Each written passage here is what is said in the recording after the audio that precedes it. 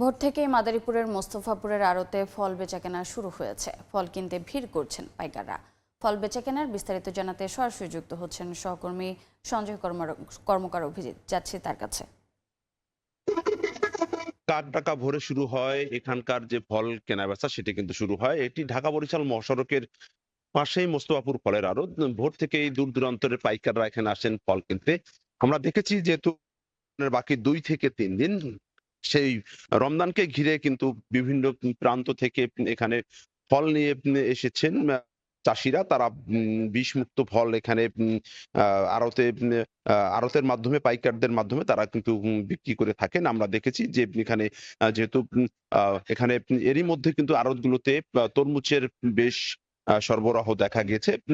বিশেষ করে বরিশালের দক্ষিণ অঞ্চলের থেকে কিন্তু তরমুজ এখানে নিয়ে আসেন চাষিরা। এরপর এখানে তারা বিক্রি করেন। আমরা কথা বলেছিলাম প্রতিটি তরমুজ 25 থেকে 30 টাকায় বিক্রি করা হচ্ছে, অর্থাৎ দাম সাধ্যের মধ্যেই কিন্তু দাম রয়েছে বলে আমাদেরকে জানানো হয়েছে। আমরা দেখেছি যে দূর দূরান্তর পাইকাররা এখান থেকে ফল কিনে নিয়ে গ্রামগঞ্জের হাট বাজারে বিক্রি করে থাকেন।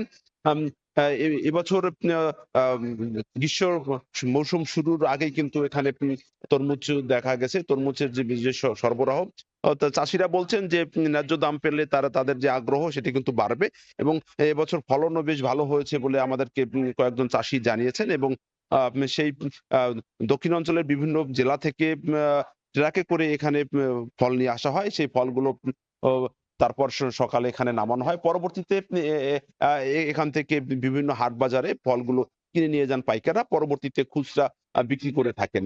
তো সবকিছু মিলিয়ে বলা যায় যে ঢাকা বরিশাল মহাসড়কের মাদারীপুরের মোস্তফাপুরের এলাকায় যে ভোরবেলা যে ফলের আড়ত সেটি কিন্তু জমজমাট হয়ে উঠেছে এবং এখান থেকে খুব অল্প দামেই পাইকাররা ফল কিনে নিয়ে বিভিন্ন এলাকায় বিক্রি করে থাকেন।